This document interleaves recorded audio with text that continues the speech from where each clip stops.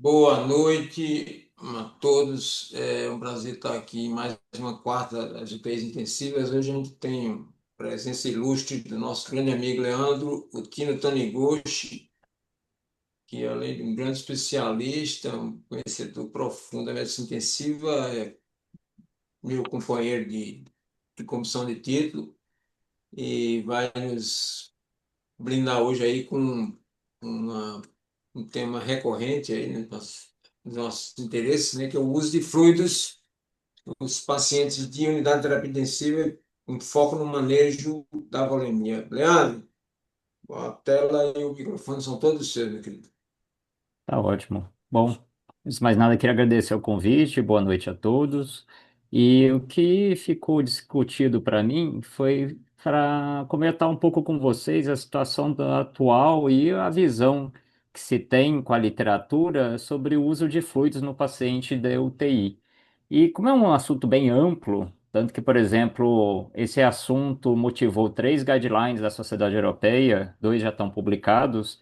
Então não deu para abarcar todo o conhecimento de fluidos em uma aula só. Então eu acabei focando mais no foco no manejo volêmico, especialmente a evolução temporal que acontece nos pacientes da UTI, em detrimento de outros assuntos, como por exemplo o tipo de fluidos, cristalóides versus coloides, que de modo geral também já acredito que já foi discutido em reuniões semelhantes.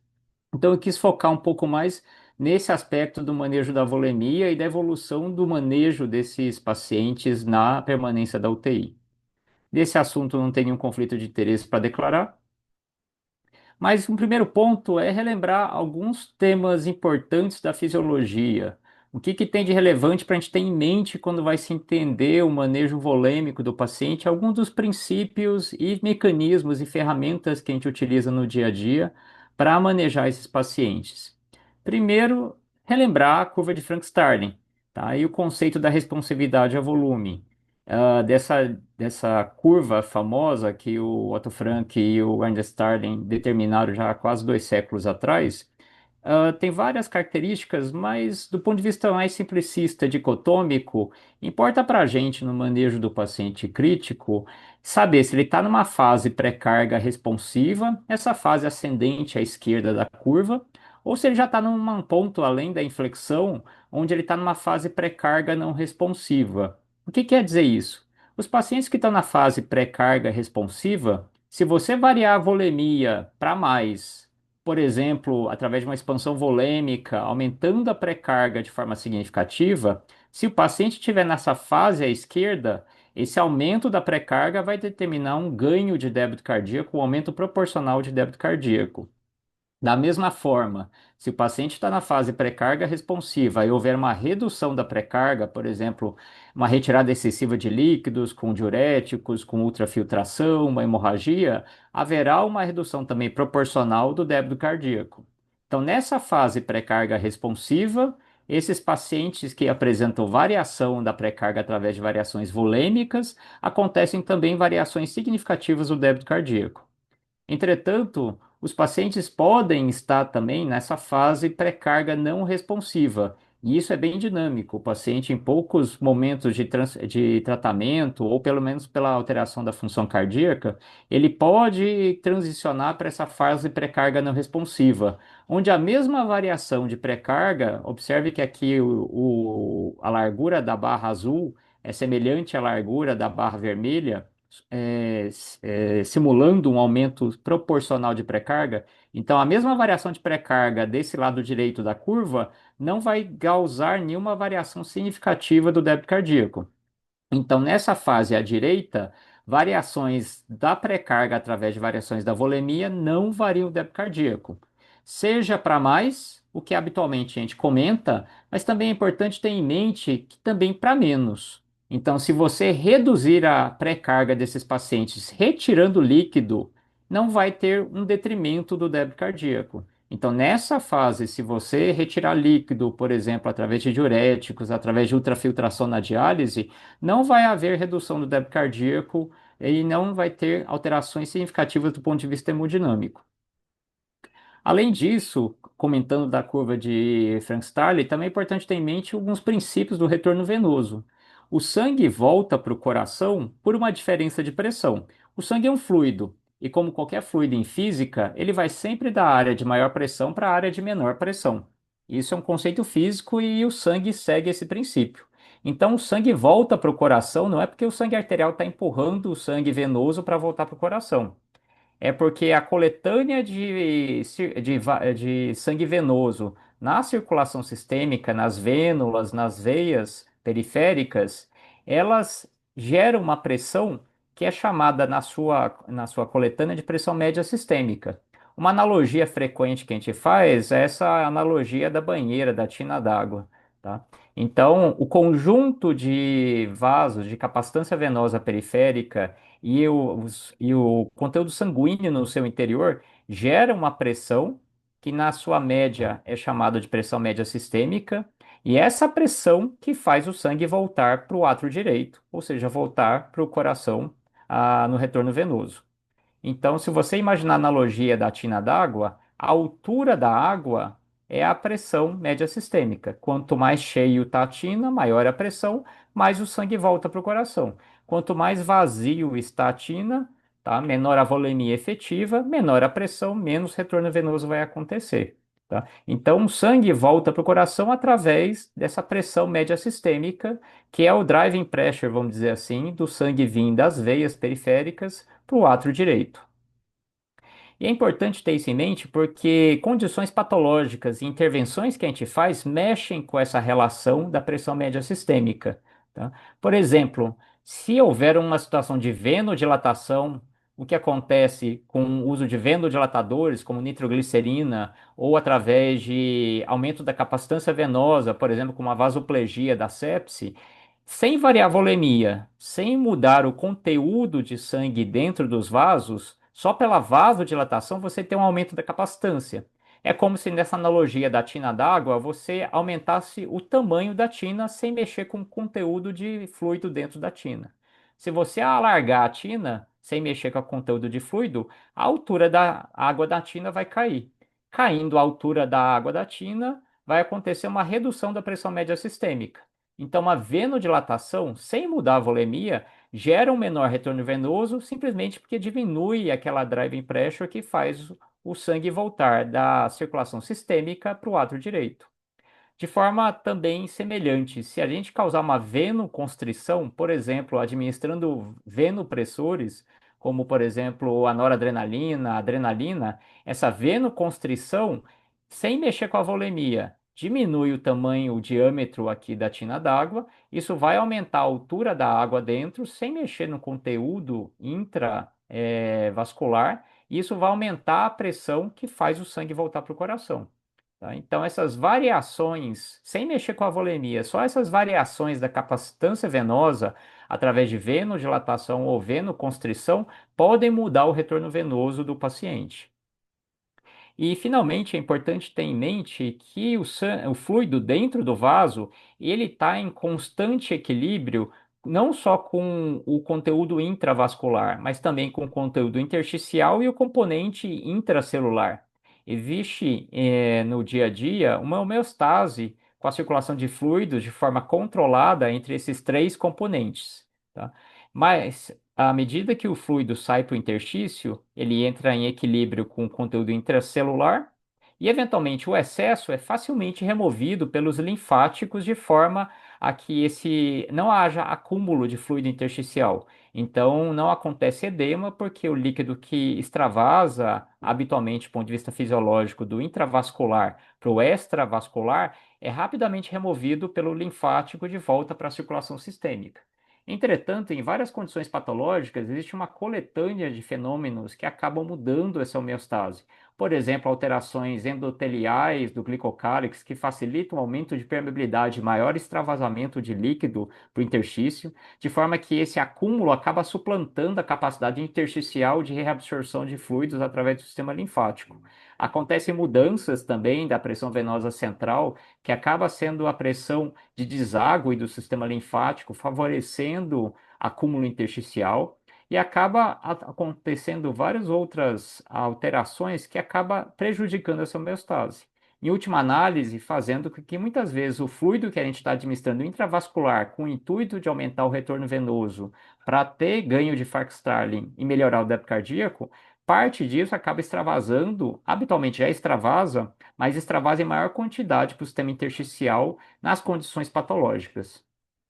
Então, esses três compartimentos, intravascular, intersticial e intracelular, que habitualmente estão em homeostase, pode mudar durante as condições patológicas.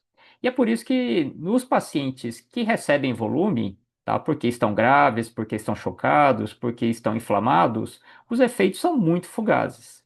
Se você for observar em vários estudos do professor Han, ele mostra o quanto que uma administração até generosa de 2 litros de cristalóide tem um pico de ação que não chega nos 2 litros, quando muito chega perto de 800, 900 em termos de expansão plasmática, mas rapidamente tem um decréscimo, um decaimento, independente do tipo de cristalóide que é utilizado, e rapidamente isso some da circulação, mostrando quanto que é o efeito, apesar de fazer um pico em 30 minutos, ao longo do dia se perde rapidamente. O grupo da Unifesp já mostrou isso em pacientes, mostrando o quanto que a expansão volêmica gera um ganho de débito cardíaco naquele pico de ação da expansão plasmática de 30 minutos, através do aumento da pré-carga, porém, rapidamente esse líquido extravasa, sai da volemia efetiva e acaba o paciente voltando para a situação inicial. Tá? Isso acontece em 30, 60 minutos. Imagina o que acontece ao longo do dia com o excesso de fluidos que a gente vai dando. E esse excesso de fluido realmente não fica no intravascular. Alguns vários estudos fisiológicos em pacientes mostram que se você pegar voluntários sadios, retirar 1 litro de sangue e repor na forma de cristalóide e medir depois dessa expansão volêmica, a maior parte desse conteúdo não está dentro do vaso. Tá? Praticamente 80% desse conteúdo está no ponto de vista extravascular ou no interstício, ou eventualmente eliminado pelo paciente através de diurese, perda de fluidos, de outras maneiras. Mas não fica no intravascular a ponto de causar aumento de pré-carga e ganho de débito cardíaco. Então, esses efeitos hemodinâmicos, a gente tem que ter em mente que eles são limitados em sua efetividade. Qual que é a importância de toda essa rememoriada fisiológica que eu fiz? Isso o professor Malmbrén já chamou a atenção das fases que o paciente passa durante a doença crítica, em que a mesma terapêutica, que é o manejo volêmico através de fluidos, pode ter efeitos diferentes. E a gente tem que ter esse modelo conceitual na cabeça para tentar determinar qual que é a melhor atitude no manejo volêmico durante a permanência do paciente na UTI. E essa evolução pode ser tão rápida quanto poucos minutos, assim como também alguns períodos podem durar dias a semanas, de acordo com a situação da doença crítica. Habitualmente, a gente divide esse modelo conceitual em uma fase de ressuscitação, que é o R, uma fase de otimização, que é o O, uma fase de estabilização, que é stabilization em inglês, e uma fase de retirada ativa de fluidos, que é o evacuation, aqui o E. Então, o paciente passa por esses momentos em que, claro, há momentos em que há um balanço hídrico positivo de propósito para ter um ganho hemodinâmico. Mas depois a gente tem que promover essa retirada ativa de fluidos, não apenas deixar o paciente eliminar o excesso de fluidos através da diurese habitual, mas às vezes promover essa retirada ativa de fluidos para melhor evolução desse indivíduo. E essas fases, elas são dinâmicas, não necessariamente existem marcadores que as separam, mas a gente tem que ter em mente e tentar encaixar em que momento que esse paciente está passando usando as ferramentas disponíveis. Quando a gente fala da fase de ressuscitação, geralmente é a fase mais imediata, onde o paciente acaba de se instalar ou chegar no hospital, ou instalar o quadro inflamatório, a cirurgia, algum agravo a maior à saúde desse paciente, onde há uma alteração da microcirculação com quadro de hipoperfusão, e nosso foco é o restabelecimento da oferta de oxigênio através da melhora do débito cardíaco. Então, nessa fase, a gente foca muito em expansões de alíquotas de volume, geralmente aqueles famosos 20 a 30 ml por quilo, numa expansão volêmica rápida, com foco na restauração do quadro de hipoperfusão. Mas esse é um quadro de abordagem inicial de resgate. É porque o paciente está num quadro de má perfusão periférica com ineficiência da microcirculação, que, se não revertida a tempo, vai gerar disfunção orgânica e má evolução desse indivíduo. Então, nessas fases iniciais, o foco é essa expansão volêmica limitada, ou seja, fazer 20 a 30 ml por quilo, que no indivíduo saudável de 70 quilos dá uns 2 litros, tá, no adulto, e parar nessa expansão. Tá? Isso aqui não tem estudos que compararam não dar nada e dar esses 30 para ver a diferença, mas geralmente é a prática da maior parte dos manejos hemodinâmicos recomendados. Se você for ver os grandes estudos de otimização hemodinâmica dos pacientes, geralmente pacientes sépticos foi a maior parte desses estudos, na fase pré-randomização, esses pacientes recebiam essa alíquota de volume com segurança. Tá? Se você for ver, essa expansão, de modo geral, não causa um detrimento, uma piora à evolução dos pacientes. Então, no Process Trial, no Arise Trial, no Promise, e mesmo nos estudos mais recentes, dito avaliando uma terapêutica restritiva de fluidos, os pacientes recebiam 30, às vezes até 40 ml por quilo pré-randomização, quando eles eram randomizados depois dessa avaliação, dessa expansão inicial, para uma estratégia mais restritiva ou mais liberal do manejo volêmico. Mas todos eles recebiam essa alíquota. O problema é que, de modo geral, a gente faz essa alíquota, mas não para nessa alíquota. A gente continua dando volume como se fosse a salvação do paciente. E a gente não tem a ideia de que tem esse dinamismo na evolução do indivíduo e que a gente tem que encarar isso e saber avaliar essa evolução que às vezes muda em poucos minutos. Então, mas eu dou volume e eu fico do lado do paciente e quando eu vejo ele começando a estertorar, eu paro de dar volume. Se você for ver, não é uma boa ideia você parar de fazer uma terapêutica quando você percebe que está causando um malefício. Afinal, isso vai contra o próprio princípio do Hipócrates de primo non nocere, tá? E isso, inclusive, já foi testado em alguns estudos, por exemplo, o FISH Trial, aquele estudo famoso da Cat Mailan, lá na África, fez expansão volêmica e um dos critérios de interrupção da expansão volêmica nessas crianças com infecção grave na África foi justamente desconforto respiratório e estertor. E a gente sabe que esse manejo parando quando você começa a causar um malefício causou um aumento de mortalidade nessa população pediátrica. Isso também foi estudado. Eu paro de dar volume quando eu examino o paciente e eu vejo que ele começou a ter estase jugular, que aumentou a PVC, tá? Isso também foi testado, por exemplo, na Zâmbia. Nesse protocolo de recitação hemodinâmica dos pacientes sépticos na Zâmbia, o protocolo mandava dar 2 litros e mais 2 litros depois, se o paciente não apresentava nenhum sinal de desconforto respiratório, queda da sua tração ou aumento da estase jugular. Tá? Então, no final, muitos pacientes recebiam 4 litros, muitos deles sem necessidade, tá? Porque esses parâmetros não identificavam a tolerância a tempo, a intolerância a fluidos, e levou a um aumento da incidência de insuficiência respiratória aguda e, mais importante, um aumento de mortalidade quando se fazia essa expansão volêmica e só parava quando causava um malefício clinicamente detectável. Tá? E é importante ter em mente que nos dias de hoje, se é possível usar aquele conceito da venoconstrição para poupar expansão volêmica. A equipe do grupo do Xavier Monet já mostrou que realmente nos pacientes sépticos, se você ligar um venoconstritor, por exemplo, noradrenalina, ela causa venoconstrição, ela recruta volemia não estressada para volemia estressada, ou seja, há uma venoconstrição gerando um ganho de volemia efetiva, retorno venoso e aumento do débito cardíaco, sem dar uma gota de fluido. Então ele mostrou que a venoconstrição através de vasopressores, ela consegue aumentar o retorno venoso, consegue ganhar débito cardíaco sem a necessidade de expansão volêmica. Então seria uma possibilidade de utilização à beira-leito, um dos princípios pela qual se discute nos dias de hoje a introdução mais precoce dos vasoconstritores nos pacientes vasoplégicos, nos pacientes instáveis, inclusive para aumentar a efetividade da própria expansão volêmica inicial que você está fazendo, tá? Isso realmente Em parte foi testado, por exemplo, o Clovers, é um estudo no New England 2023, que comparou inicialmente uma terapêutica restritiva versus liberal após a expansão volêmica inicial de 30 ml por quilo, e nesse grupo mais restritivo houve a necessidade de introdução mais precoce, mais duradoura em maiores quantidades de vasopressor, e essa estratégia se mostrou, pelo menos, semelhante a ser mais liberal na administração de fluidos. Não teve nem aumento, nem redução de mortalidade, nem altas vivos para casa em 90 dias, através dessa introdução mais precoce de vasoconstritores, tá?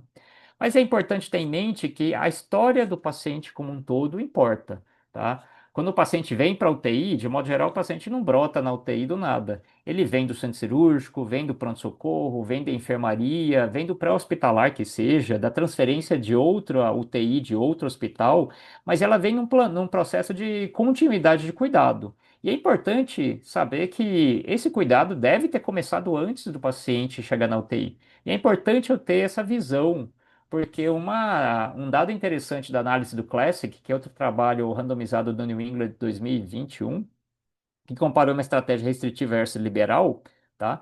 Ele fez uma análise bayesiana e viu que nos pacientes que tinham recebido menos volume antes da randomização, eles tinham um benefício de mortalidade se eles caíam no grupo liberal. E o contrário também era verdade. Se o paciente recebia mais volume antes da randomização, eles tinham um benefício se eles caíam no grupo restritivo depois da randomização. Ou seja, se o paciente chega na UTI e você pega a transferência de cuidado, aqui eu chegou no pronto-socorro, eu só tive tempo de dar 500 de volume e logo eu liguei a NOR, já transferi. Bom, se ele recebeu pouco volume, provavelmente eu vou ter que acabar a expansão volêmica e dar continuidade, sendo mais generoso nessa continuidade de cuidado na expansão volêmica aqui na UTI. Agora, se o paciente chega, não, eu já dei 2.500, já dei no transporte, correu mais 1.000, então um total de 3.500, talvez esse paciente já recebeu a expansão toda que era necessário. E talvez aqui, como ele recebeu mais volume antes de chegar na UTI, eu possa ser um pouco mais restritivo, introdução mais precoce de vasopressor nesse paciente, tendo em vista o que aconteceu antes e o que eu vou dar continuidade no tratamento aqui na UTI. Saindo dessa fase de poucos minutos de expansão volêmica, eu entro numa fase de otimização, onde o principal é eu focar no ajuste com precisão. Porque eu saí daquela fase de morte iminente inicial, de hipoperfusão grave, de instabilidade grave, de risco mais iminente de morte. Eu entro numa fase onde, de modo geral, alguma ressuscitação hemodinâmica já aconteceu, alguma correção ainda não completa, mas já aconteceu da hipoperfusão periférica, e nessa fase eu consigo ter a possibilidade de uma avaliação mais pormenorizada da necessidade ou não de expansão volêmica.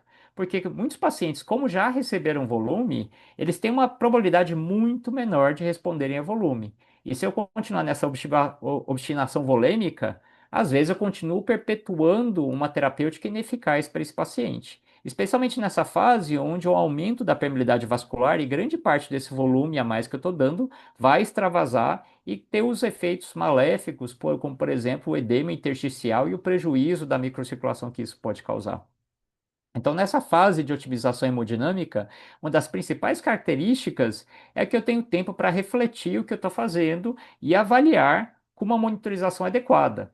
Então, nessa fase, eu tenho que ponderar os potenciais malefícios dessa hipoperfusão e dessa hipovolemia que pode ainda estar mantida, em comparação com os efeitos potencialmente lesivos da expansão volêmica excessiva, como sobrecarga hídrica, edema de órgãos e piores desfechos. E o principal para eu conseguir ponderar de forma equilibrada benefícios e malefícios dessa terapêutica nessa fase de otimização é ter em mente o timing em que eu estou e usar ferramentas de monitorização adequada para ver se o paciente está ou não responsivo a volume.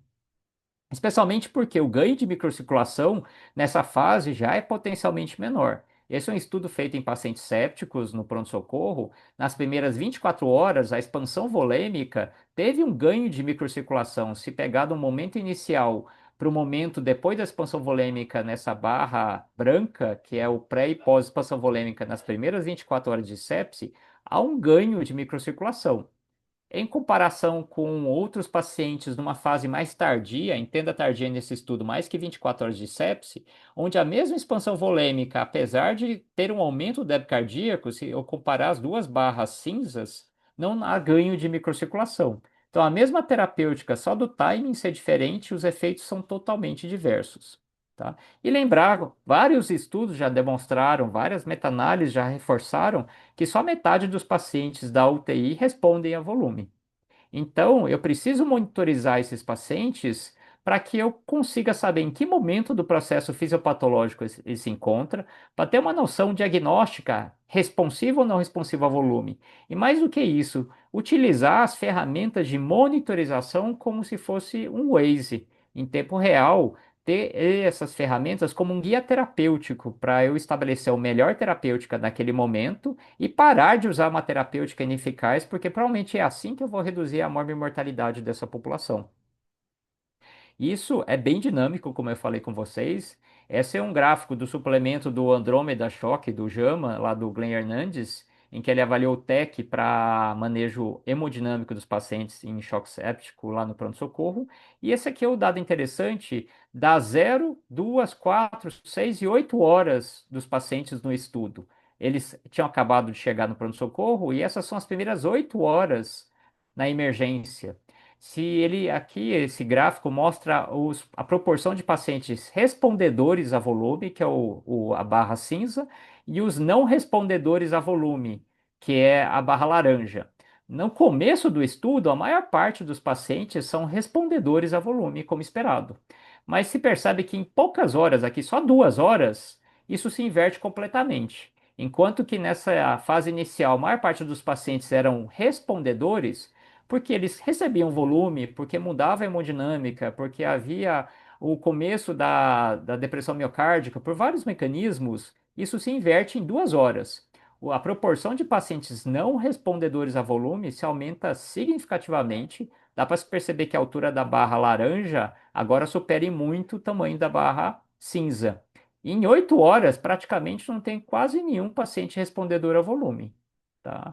E levando em consideração que às vezes esse é o período que demora para o paciente chegar na UTI, então muitas vezes a reanimação volêmica já aconteceu antes dele chegar na UTI. Então, quando ele chega lá, eu tenho que usar alguma ferramenta de avaliação de responsividade de volume, senão eu vou perpetuar uma terapêutica ineficaz nesse paciente que não se beneficia dessa terapêutica. Então, monitorizar o paciente me torna mais preciso na tomada de decisão mais adequada.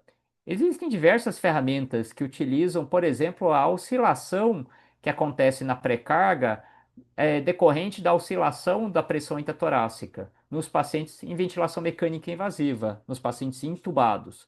Então, a insuflação e exsuflação do pulmão gera essa variação na pré-carga habitual pela variação da pressão intratorácica, e eu posso utilizar essa ferramenta, esse mecanismo fisiológico, para determinar se o paciente está na fase responsiva à esquerda ou não responsiva ao volume. Diversos estudos tentaram ver essa fase de responsividade ou não responsividade, por exemplo, avaliando o delta-PP, por exemplo, avaliando a variação do volume sistólico com análise de controle de pulso, por exemplo, vendo a variação do VTI na raiz da aorta utilizando o eco. Infelizmente, todas essas ferramentas têm diversos cálculos que eu posso fazer, desde os mais simples, como delta up, delta down, delta pp, como outros mais complexos que utilizam o VTI do ecocardiograma. Mas todos eles têm um princípio básico. Precisa que o paciente esteja em respiração mecânica invasiva controlada.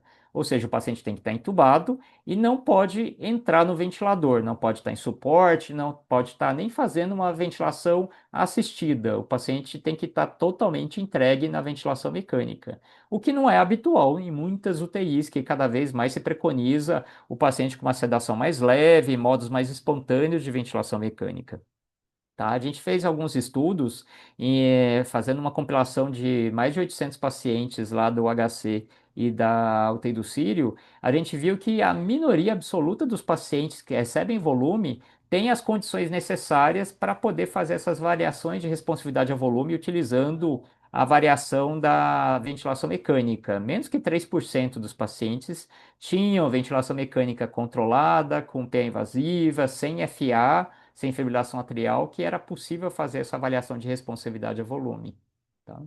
Então, o que sobra às vezes para a gente fazer a beira-leito? Sobra o leg raising, essa manobra que é a elevação passiva de membros inferiores, simultaneamente à redução do decúbito, de forma a recrutar o volume intravenoso das pernas e do abdômen. Essa manobra faz uma autotransfusão de mais ou menos 300 ml, faz esse pool venoso voltar para intratorácico, e se o paciente estiver responsivo a volume, vai gerar um aumento mensurável de débito cardíaco, por exemplo, através de uma ferramenta que mensura o débito cardíaco como o VTI do ecocardiograma. Essa ferramenta, talvez de todas as variáveis de responsividade a volume, é uma das mais acuradas. Essa meta-análise do JAMA de 2016 sugere isso e mostra que ela tem a melhor sensibilidade e especificidade em comparação a outras para predizer responsividade a volume. E aqui tem menos limitações, porque pode ser feito no paciente extubado, intubado, em não invasiva, intubado em suporte, com FA. Então a aplicabilidade é muito maior. Tá? Saindo dessa fase de otimização, os pacientes entram numa fase de estabilização, onde o principal é a manutenção da homeostase e evitar a perpetuação das iatrogenias através de uma expansão mantida de volume. Então, nessa fase, o foco é manter o suporte instituído. Se o paciente está hipotenso, manter a droga ladativa. Se o paciente precisa de outras formas de suporte orgânico, dá esse suporte, evitando sobrecargas inúteis. Ou seja, continuar dando volume quando o paciente não precisa mais volume e assim evitar iatrogenias nessa população. Então, alguns estudos tentaram quantificar o que entra de fluidos nos pacientes, quantificando o que entra na veia, o que entra na sonda interal e tudo que entra nos pacientes da UTI. Esse é um estudo interessante que viu que nos pacientes na UTI, a minoria da quantidade de fluidos são fluidos hemodinâmicos, ou seja, aqueles fluidos que são utilizados na ressuscitação hemodinâmica. É essa parte da pizza aqui em laranja mais escuro.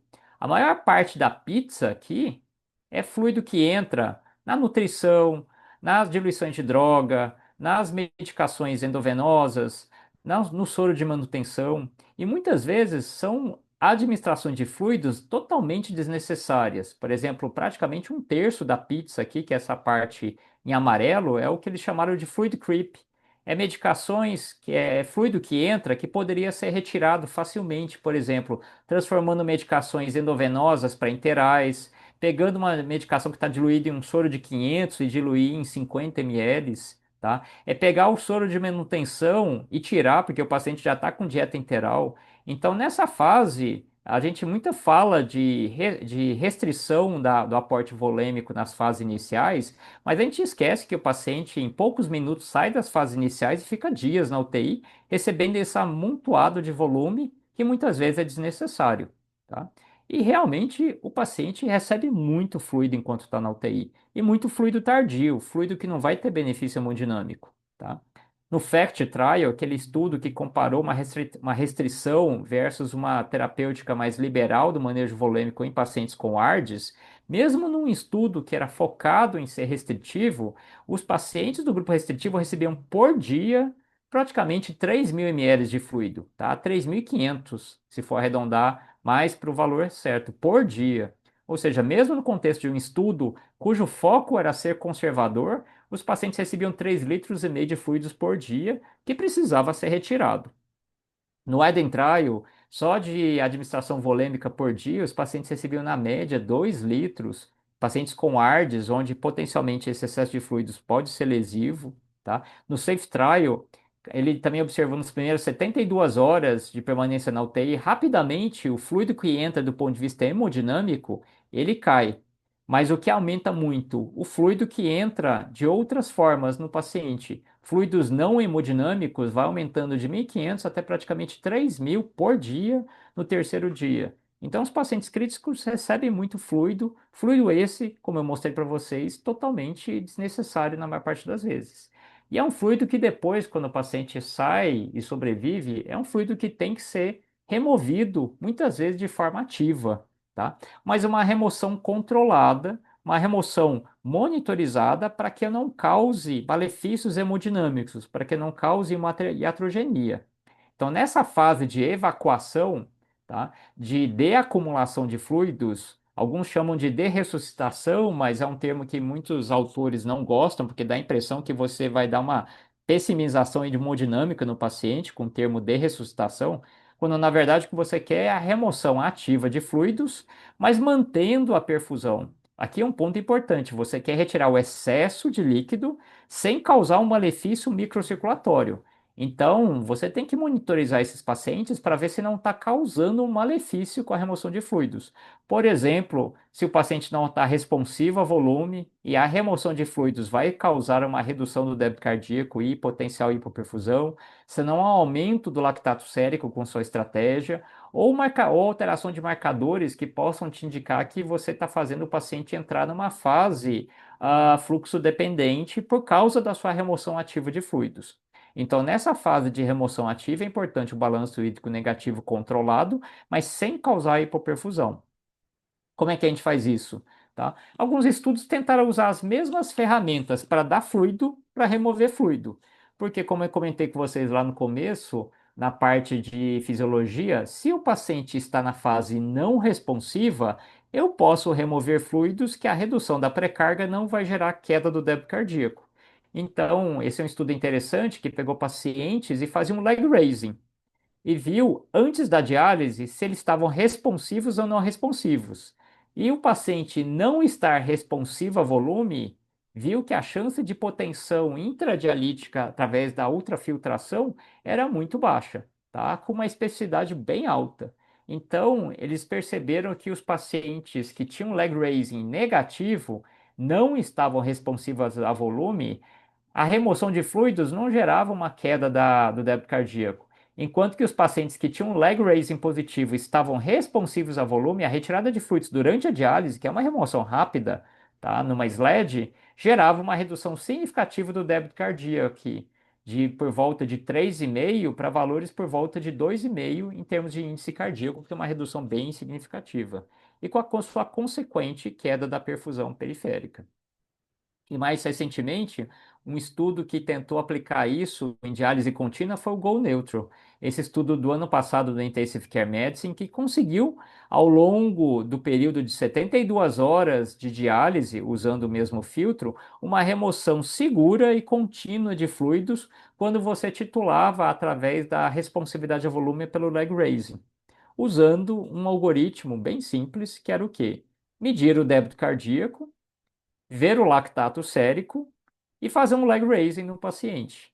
Caso o paciente tinha um débito cardíaco alto e estava bem hiperfundido, ele dava uma retirada de UF por hora mais alta, de pelo menos 100 ml, tá? O que no final do dia dava uma remoção ativa de fluidos de pelo menos 2.400 de fluido. Então, essas casinhas que estão verde claro, o paciente tinha essa remoção mais rápida de fluidos porque os pacientes provavelmente não estavam fluidos responsivos. Ah, o paciente tinha um débito cardíaco alto e um lactato mais alterado. Eu fazia o leg raising, não é responsivo, eu posso manter a remoção ativa de fluidos mais alta. Ah, mas ele começa a ficar responsivo a volume, começa a ter um leg raising positivo. Aí eu tenho que ser mais criterioso, talvez removendo menos fluidos, aqui reduzindo a taxa de ultrafiltração da diálise contínua para valores menores, de 50, 100 ml, que no final do dia daí por volta de 1.200 até no máximo 2.400 de retirada ativa de fluidos.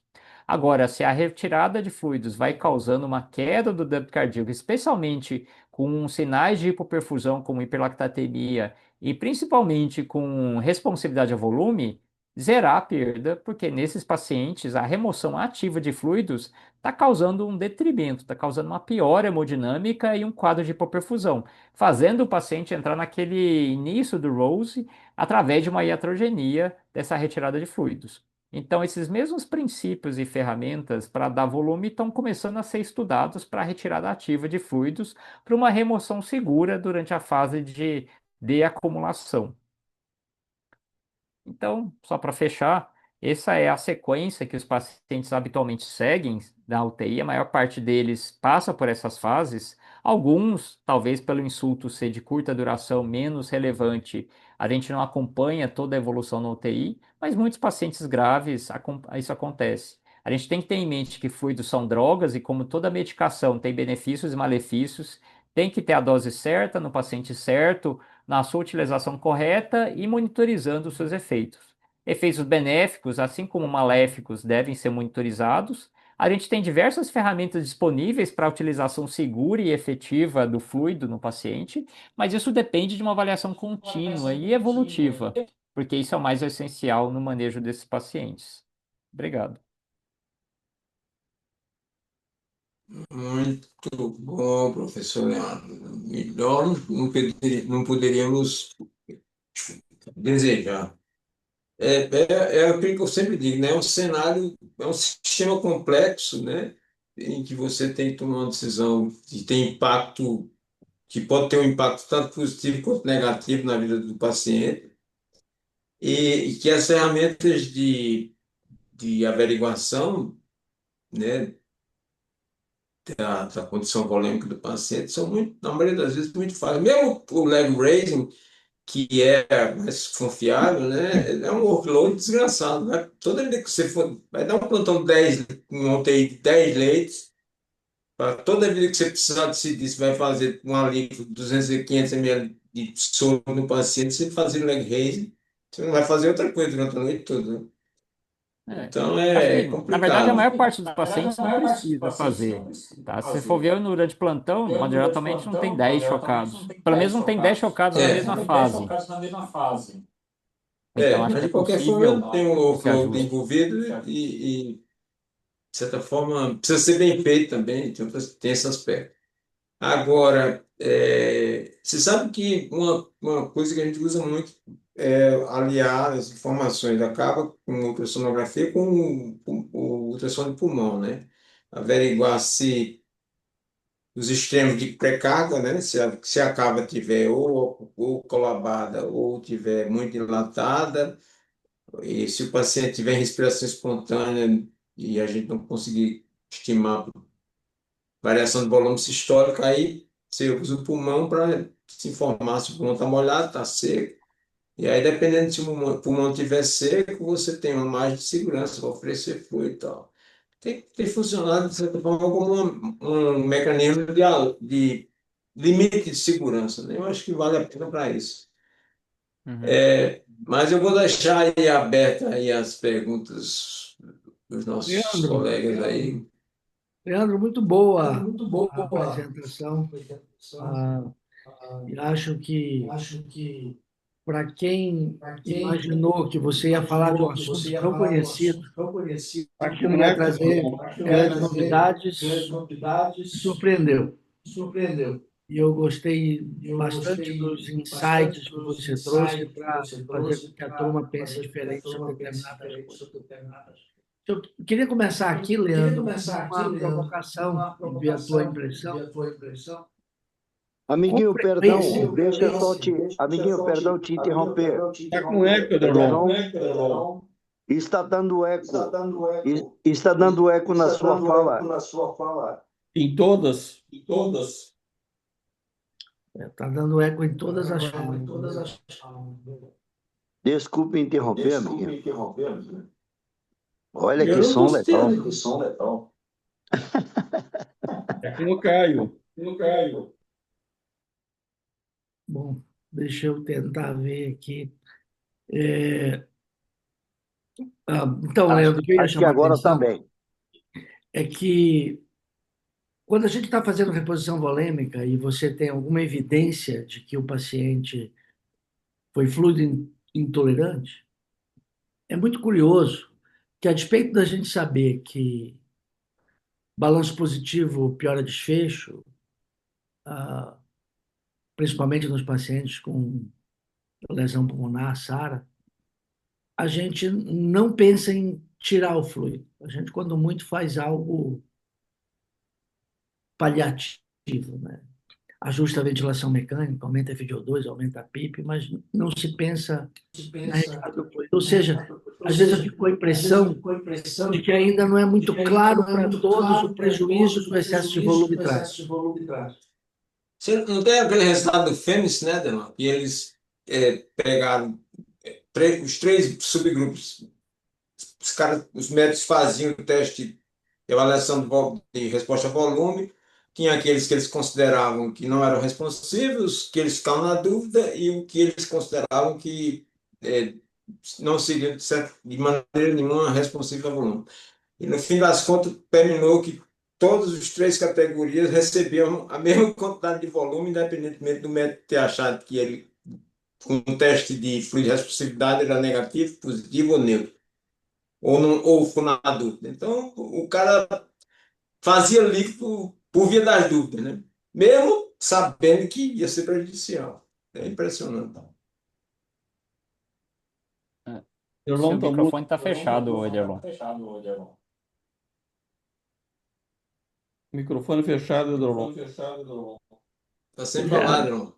A minha questão é essa: Agora, apesar de você ver que o paciente foi fluido intolerante, você não se preocupa em tirar o fluido. Hum, tá.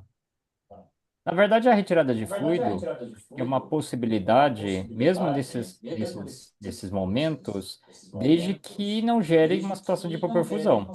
Acho que dá para você tentar fazer uma retirada, se for possível, mas o que preocupa é se o paciente estiver no começo e ainda estiver naquela fase fluxo dependente, em que redução excessiva da volemia pode causar uma hipoperfusão, tá? Acho que o principal no começo, nas fases iniciais, se você perceber que a relação risco-benefício é ruim, com alta chance de malefício, acho que é importante você parar de dar volume e tentar outra estratégia. Por exemplo, antigamente a gente tinha muito medo de dar droga vasativa. Acho que agora é uma coisa que ele reduziu bastante esse medo, há a possibilidade de introduzir mais precoce, como alguns estudos fizeram, até mesmo em veia periférica, e conseguir manter a pressão de perfusão sem uma manutenção da expansão volêmica, mesmo que o paciente ainda tenha alguns parâmetros de responsividade ao volume. Acho que acaba sendo uma até relação porque agora risco-benefício. termina resgatando o volume do território venoso também, né? Pela venoconstricção, Uhum. E se que alguém aprimora tinha mais ainda o receio de tratamento. usar o vasopressor periférico, acabou de sair aí um subestudo do Clovers, os pacientes que fizeram o vasopressor periférico no grupo que usou precocemente o vasopressor e taxa de complicações muito baixa.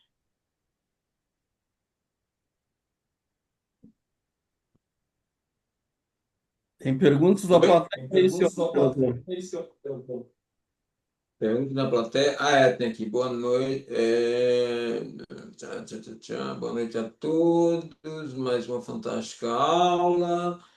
Não esqueça de marcar presença. Que aula linda. Professor, aula muito top, muito legal mesmo. Qual a importância das perdas insensíveis de fluidos nesta dinâmica toda que o senhor comentou sobre infusão e retirada de fluidos? É o Marcos Nancy que pergunta. Tá. Nancy. A perda insensível é sempre uma variável difícil de a gente saber o quanto que é relevante, porque, como o nome diz, a gente não consegue estimar. Tem várias, se você for procurar, tem várias maneiras de calcular, cada uma diferente da outra, mas de modo geral, o que a gente percebe é que essas perdas insensíveis, com algumas raríssimas exceções de condições patológicas, como por exemplo o grande queimado, ah, é bem menos do que, por exemplo, a quantidade de medicações que o paciente recebe na UTI. É bem menos do que as diluições de antibióticos que o paciente recebe. Então, e também não leva em consideração, por exemplo, a produção de água endógena que o metabolismo oxidativo gera. Então, essas perdas insensíveis, de forma geral, nos pacientes de UTI não são tão relevantes assim. Uma das grandes fontes de perda insensível é a evaporação pela respiração. E se o paciente está em ventilação mecânica, tá com umidificação a 100%, essa perda se zera. Então, de modo geral, eu acho que na maior parte dos pacientes, essa perda não é algo a ser levado em Temperatura na consideração. UTI é polar. né? Risco de sudorese excessiva, de perda por suor também é mínimo. Tem outra pergunta aqui, Leandro. A da Lília, ela questiona se nós fazemos muito pouco leg raising. Aparentemente, sim, né? Eu acho que a gente talvez deveria não fazer pouco, não é que a gente faz pouco, eu acho que a gente faz talvez pouco nas pessoas que precisam. Uhum. Porque concordo com o Ciro, não dá para ficar fazendo leg raising em todo mundo na UTI, porque senão fica uma coisa impraticável para os pacientes. Uhum. Mas eu acho que naqueles pacientes onde eu estou muito na dúvida, risco-benefício, é, atualmente é mais fácil você ver o malefício, você ver o raio-x de pulmão, fazer um ultrassom, ver linha D, auscultar, seja lá qual variável de fluido intolerância você está fazendo. Mas a fluido responsividade a gente aplica pouco. Talvez nesses pacientes que você gastou um pouco mais de tempo fazendo ultrassom pulmonar, vendo a cava, até mesmo fazendo um Vexus que o valha, fazer um leg raising nesse contexto não vai custar muito e vai te Sim. permitir ponderar risco-benefício dessa expansão volêmica nesse paciente. Mas concordo que não é a minoria dos pacientes da UTI. Tem outra pergunta do Tiago Augusto. Boa noite. Aprendemos que o manejo da insuficiência cardíaca, perfil C, se maneja com o inotrópico para as pessoas diuréticas. Não seria contraproducente usar diuréticos tendo em vista diminuir a volemia pré-carga? Depende do quanto, né? É que geralmente os pacientes com insuficiência cardíaca pela evolução da doença, com exceção, claro, do infarto agudo do miocárdio, que é uma instalação aguda. Os pacientes já têm mecanismo de retenção hídrica, retenção de sódio, já tem uma piora da função cardíaca, então a curva de Frank-Starling está diminuída para baixo e para a direita. Então, esses pacientes habitualmente estão na fase pré-carga não responsiva, estão para a direita da curva. Então, por isso que eles toleram o diurético, porque eles vão tirando volemia, vão perdendo pré-carga, mas como eles estão na fase de platô, essa redução da pré-carga só vai descongestionar o sistema sem reduzir o débito cardíaco, tá? Então, por isso que dar diurético num paciente com ICC, de forma geral, é efetivo e benéfico em termos de sintomatologia, sem o prejuízo hemodinâmico. Exato, irmão. Vamos lá agora para outra pergunta. Leandro Chaves. O vasopressor precoce é sempre a nora ou pode ser a vaso? Vasopressina, bem entendido. Olha, de modo geral, os estudos usam Nora. Primeiro porque ainda é o vasopressor mais recomendado pelos guidelines na fase inicial, tá? Não tem nenhum estudo que tenha comparado assim de forma clara com um grande benefício NOR versus vaso como o primeiro vasopressor. O que se tem dos estudos está tentando se determinar é se a introdução mais precoce da vaso pode ter um benefício. A maior parte dos serviços acaba introduzindo a vaso praticamente como medicação de resgate. Tipo, a vaso é o azul de metileno de alguns anos atrás, nos dias de hoje. Então, entra praticamente quando o paciente já está numa fase totalmente pré-óbito. Então, a gente está tentando estabelecer, alguns estudos tentaram isso, a gente está fazendo nova trial agora no Brasil, para ver se a introdução mais precoce da vasopressina possa ter algum benefício, visto que o único estudo já é velho, é o VAST, que tentou estabelecer se tinha ou não benefício da utilização da Funcionou. vasopressina. Mas eram outros tempos também, né? Era outros tempos, era um momento que nem a Nora estava tão estabelecida assim como vasopressor de escolha, o manejo volêmico era diferente, então acho que era um tempo, até mesmo Outro antes momento. dos três grandes estudos do PROMISE, do RISE e PROCESS. Sim. Taniguchi, é o Rubens, tudo bem? Tudo.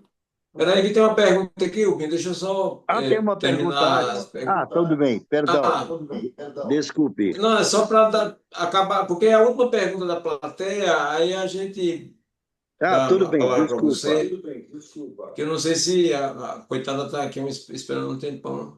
É, aliás, coitada não, Luiz Batista.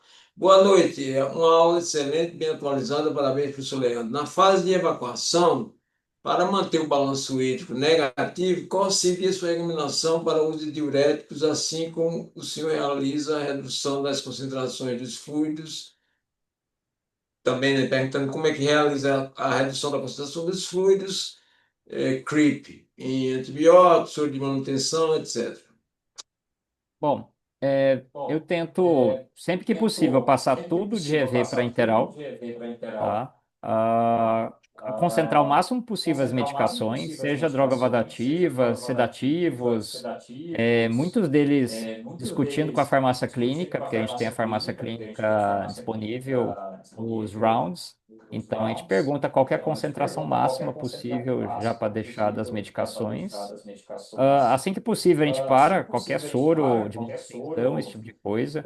Aporte glicêmico a gente costuma fazer ou com G50 no acesso central, ou com a introdução, quando possível, com dieta interal, e evitar ficar dando soro glicosado, inclusive para evitar hiperglicemia iatrogênica.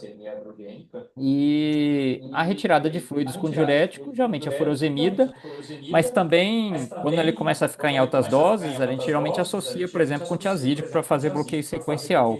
Assim, diminui, aumenta a efetividade do efeito diurético e talvez minimiza um pouco os efeitos deletérios da furosemida, como, por exemplo, muita hipernatremia. Estou em dois sítios diferentes, né, dos Uhum. tubos, então, não, tá certo. São duas ações diversas. Rubinho, desculpa ter te Bora lá. cortado, mas pode fazer sua pergunta. Taniguchi, duas coisas. A primeira é que tem uma. Você chegou até a comentar rapidamente sobre o uso precoce de vasopressina. Ou seja, precoce significa não esperar haver uma deterioração clínica tão importante para a gente começar, associada à noradrenalina, e parece demonstrar efeitos melhores. Sua visão. E a segunda delas, que é algo mais polêmico. O nosso famoso velho azul de metilene, que já deixou todos os pacientes Smurf no passado, foi crucificado e parece ressuscitar nos últimos 2, 3 anos como alguma coisa que traz efeitos em específico no choque séptico e nos vasoplégicos de cirurgia cardíaca. Bom, da vasopressina. Eu acredito que introduzir como resgate uma péssima estratégia. Talvez a introdução mais precoce possa ter benefício, porque, primeiro, você tem efeitos sinérgicos, agem em sítios diferentes, um age no receptor de vasopressina, enquanto que a noradrenalina age nos receptores noradrenérgicos. Segundo, tem um princípio fisiológico, que geralmente o paciente chocado tem a depressão dos estoques de vasopressina. E talvez a introdução mais precoce de vasopressina possa poupar o escalonamento contínuo da aminosimpata mimética, que tem efeitos deletérios, tá? Seja cardiovasculares, seja metabólicos, seja algumas coisas in vitro, que excesso de catecolamina também, por exemplo, estimula a proliferação bacteriana. Algum número, alguns trials, por exemplo, um que saiu no JAMA, um trial emulation, na verdade, com machine learning, sugere que quando a NOR bate em 0,3 microgramas quilo minuto, talvez é o melhor timing para a introdução da vasopressina. Não quando está com 0,5, 1 micrograma quilo minuto, como a gente fazia antigamente. Então, se o paciente já está batendo Termina 0,25, funcionando como 0,3, uma terapia de talvez. resgate, quase, né? Então acho que talvez sendo mais precoce possa ser mais benéfico. No Nova Trial, a gente está comparando quando começa a bater em meio micrograma quilo minuto, visto que a prática do Brasil ainda é uma introdução mais tardia da vasopressina. Quanto ao uso de Ah, metileno, realmente está tendo um revival, como muita coisa na UTI, né? Aquela coisa pendular. Há alguns estudos, meta-análises saíram mais recentes, tem aquele trabalho do Critical Care Forum do Glenn Hernandes, em pacientes com sepse, que mostrou um sinal de benefício. Não tem nenhum estudo definitivo ainda. Está precisando fazer um estudo maior para... que é uma medicação barata, fácil, amplamente disponível. Mas assim, quanto à efetividade, acho que, principalmente segurança, acho que ainda falta estudos para ter essa ideia melhor, tá? Eu sei que a Unifesp está acabando já um trial para ver se a utilização de azodimetileno durante a diálise SLED melhora a tolerância hemodinâmica. Acho que é 200 e poucos pacientes que é o Blue Protocol. Talvez isso dê alguma pista, pelo menos nessa utilização. Agora, em choque, acho que ainda falta estudos maiores. Talvez depois que o Glenn acabar de analisar o Andrômeda Shock 2, que ele já está nos finalmente da análise para submissão, ele agora vai se voltar para azul de metileno. Ô, Leandro, pegando o gancho que você comentou do uso precoce da vasopressina, acho que eu queria fazer alguns adendos para chamar a atenção, principalmente dos nossos residentes. Primeiro, não há nenhuma evidência científica para utilizar a vasopressina como primeira droga. O único estudo que comparou vaso e nora como terapia inicial é o estudo canadense. Lá de trás não mostrou nenhuma vantagem com a vasopressina sobre a noradrenalina. A vasopressina, a priori, é uma droga adjuvante, utilizada para decatecolonizar os pacientes. E a ideia do uso precoce, sem dúvida, é importante. A questão é quão precoce, né? Esse ainda é um dilema. A gente utiliza no servidor o 0,3, né? O Survival Sepsis Campaign recomenda ali um 0,25. Mas também tem um estudo pequeno que sugere que não pode ser tão precoce, né? Se você já, na largada, associa nora e vaso, isso parece ser pior. Uma outra coisa também, alguns questionamentos de que pode ser que essa definição do precoce seja mais interessante ser o tempo do que a dose da noradrenalina. Mas, enfim, eu acho que o conceito que está claro